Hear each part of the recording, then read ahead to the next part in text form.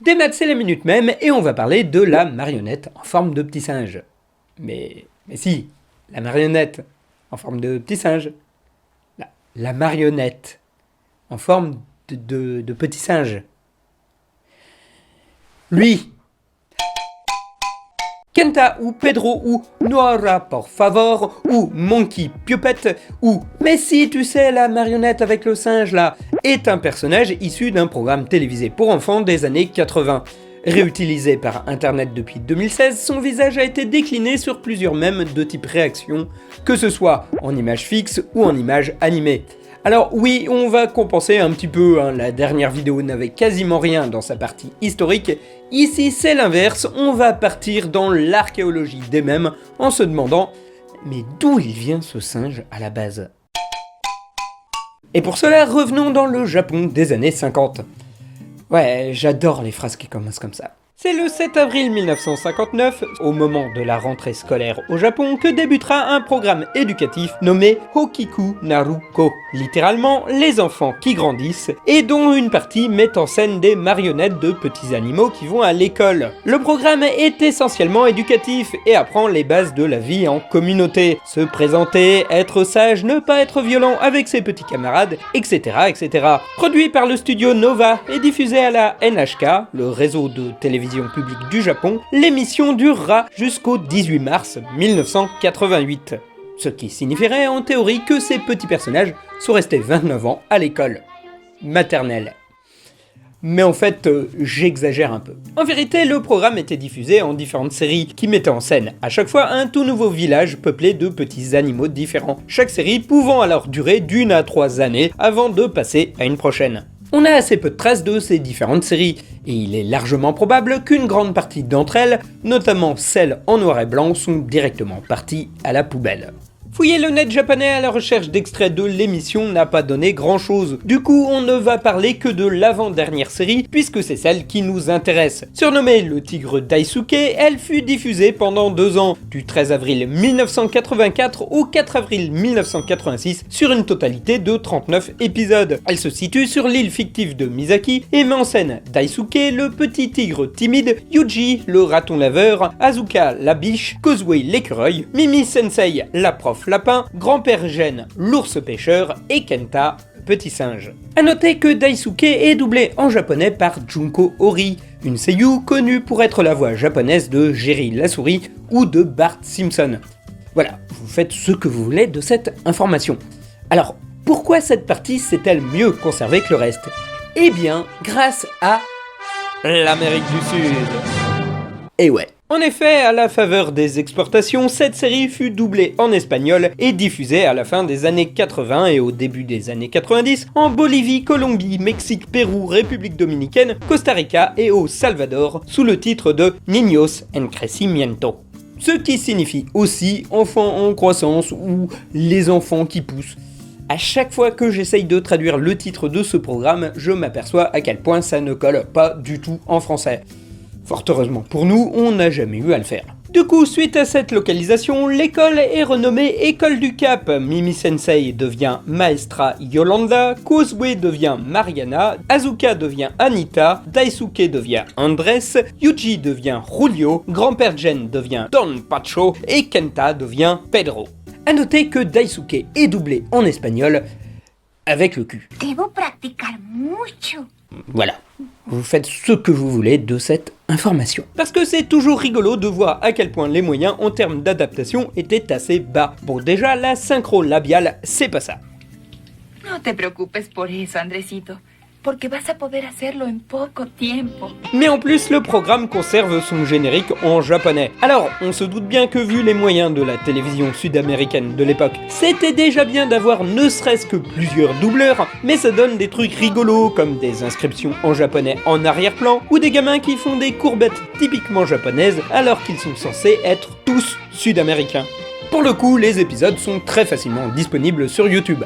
Alors, dans une qualité totalement dégueulasse, certes, mais facilement disponible. Et c'est pas tant pour la qualité rip-off de VHS que je gueule, que pour les giga gros watermarks bien dégueulasses qui m'ont obligé de recadrer comme un dingue pour avoir un résultat à peu près correct. Mais si jamais vous prenez l'envie de mater une émission de marionnettes pour 3 à 5 ans, totalement doublée en espagnol, en qualité 135p, 5 images par seconde, avec un watermark gros comme mon bras, bah sachez que c'est trouvable sur YouTube.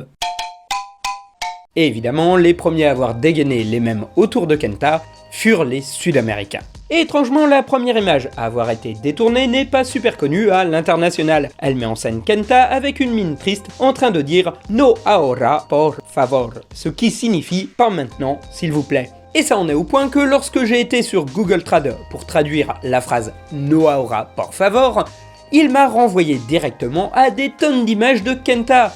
Il est même probable que c'était le surnom qu'on donnait au petit singe dans l'internet espagnol de l'époque. Il exprime la honte devant un moment gênant, quand ta mère te sort des remarques pourries devant tes amis, quand tu es dans une veillée mortuaire et qu'un truc drôle te passe par la tête, ou lorsque ton téléphone portable sonne alors que tu es dans le bus juste à côté de Brian. Ah oui, Brian. C'est qui Brian ? Brian, la version hispanique du prénom Brian, est utilisée pour désigner une personne à mi-chemin entre le cassos et la brute. Souvent sans goût et plutôt brutal, Brian est plutôt limité intellectuellement. El Brian est surtout un personnage de la série équatorienne Cuatro Cuartos, joué par le comédien Alex Vizuete, dont le rôle est devenu tellement populaire qu'il a inspiré pléthore de mèmes et des déclinaisons comme El Kevin, El Brandon, El Tyson ou La Brittany et La Kimberley. Et je suis désolé pour tous les Kevin qui me regardent et qui viennent de s'apercevoir que même en Amérique du Sud, on se fout de la gueule de leur prénom. Prénom répandu suite à l'influence des séries américaines sur les prénoms populaires en Amérique du Sud, et s'il vaut mieux que ton téléphone ne sonne pas à côté de Brian, c'est parce qu'il va te le voler. Alors, je ne fais qu'expliquer la blague, hein. Je dis pas qu'elle est de bon goût. Du reste, sous le nom No ahora, por favor, on a vu apparaître des détournements de screenshots de Niños en Crecimiento, réutilisés en mème, dont 2 images assez récurrentes, une où Kenta fait la grimace et une autre où il est en mode kamikaze. Le 31 mars 2016, afin d'expliquer l'origine du mème, le youtubeur Toby Silvero poste un clip où Kenta se fait réprimander par la maîtresse. À l'origine, l'idée était de montrer à quel point Kenta est un malchanceux qui se retrouve dans des situations pas possibles, mais au final, l'attitude étonnée du petit singe va être détournée et se retrouver en gif animé le 23 juin 2016. Et là, c'est enfin la gloire pour Kenta qui va être réutilisé un petit peu partout à l'international. En effet, la bouche grande ouverte et l'effet de zoom accentuent le côté très expressif de la marionnette. Le gif est alors beaucoup utilisé pour exprimer la surprise, le what the fuck, la stupéfaction, l'ébahissement, la consternation. Mais oulala, quel choc! Je n'ai jamais cru ça possible, je n'en reviens pas les amis. Le mème devient populaire sur Twitter le 1er juillet 2016 lorsque l'utilisateur AltHultJunking se moque de Kris Jenner pour avoir porté un collier visiblement créé à partir de trombones.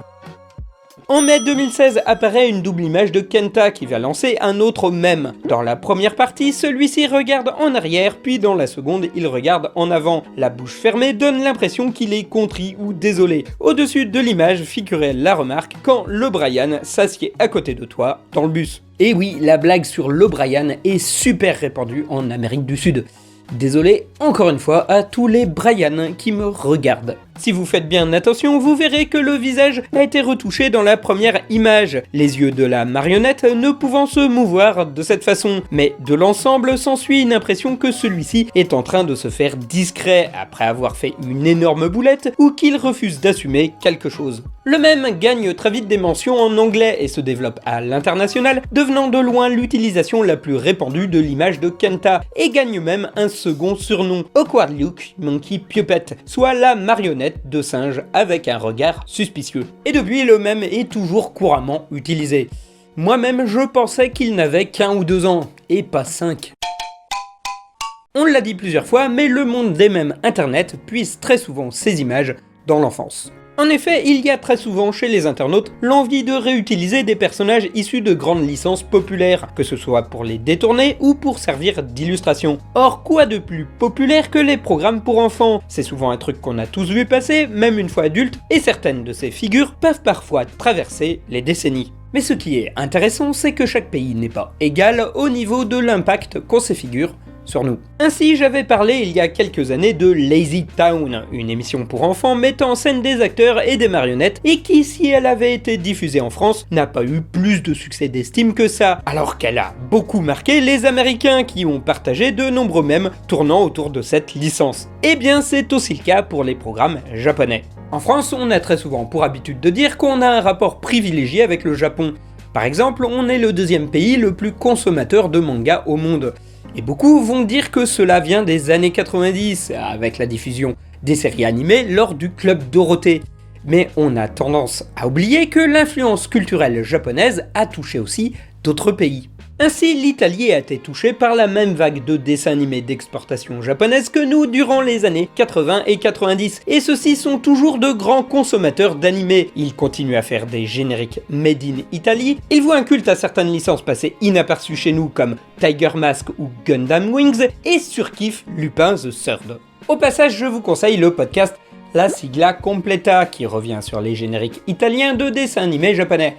Enfin, quand je vous dis je vous conseille, faut pas être allergique à la musique d'autotamponneuse, mais c'est assez instructif. Du reste, je pense qu'on doit trouver un peu la même chose dans d'autres pays du monde. Ainsi, il y a quelques années, on a vu émerger un mème autour de Princesse Sarah, totalement localisé en Philippines et racontant des blagues visiblement hilarantes sur les épluches patates. Et je pense que ça n'est que la partie émergée de l'iceberg. Du coup, c'est assez touchant de voir qu'une production japonaise, qui a été complètement oublié dans son pays d'origine, trouve d'un seul coup une conservation et un rayonnement à travers le monde via des internautes sud-américains. Une sorte de miracle dont Internet a souvent seul le secret. Et encore une fois, j'ai eu un mal de chien à faire cette vidéo toute bête.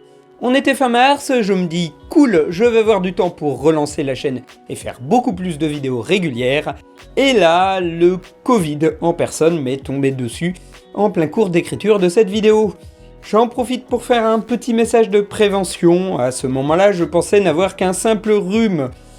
Et puis on m'a poussé à faire un test avant le week-end de Pâques et au final, on s'est aperçu que c'était un petit peu plus grave qu'un rhume. Donc n'hésitez pas à faire comme moi, même si ça ressemble à un truc bénin, même si vous n'avez qu'un simple mal de tête. Un rendez-vous sur Doctolib, 48 heures d'attente et vous êtes fixé. C'est gratuit, c'est largement moins galère que l'an dernier où il fallait attendre des heures dehors pour passer un test. Mais au final, ça peut peut-être vous permettre de ne pas contaminer vos proches, surtout en cette période où ça baisse pas trop quoi.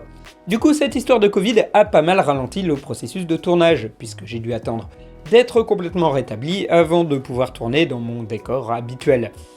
Décor habituel que vous allez voir sans doute pour la dernière fois, puisqu'en effet, je déménage.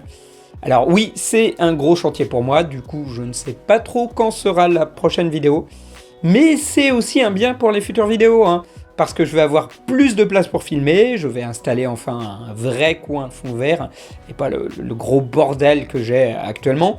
Voilà, je vais avoir un vrai espace pour travailler, et pas un tout petit appart réduit.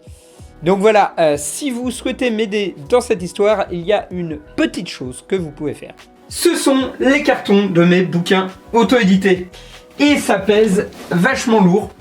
Du coup, un petit moyen d'aider pour que je me pète pas le dos, ça serait évidemment de me les commander. En quantité raisonnable, bien sûr, selon ce qui vous fait plaisir. Et juste après cette vidéo, comme ça, moi, je vous les envoie. Et comme ça, les cartons seront largement moins lourds à porter. Et en plus, si vous m'en faites la demande, c'est avec plaisir que je vous les dédicace. En attendant, je n'ai aucune idée de quand sera la prochaine vidéo, donc n'hésitez pas à vous abonner et à mettre la cloche pour ne pas la manquer. Et mettez un like si vous avez aimé, bien entendu. Allez, à la prochaine!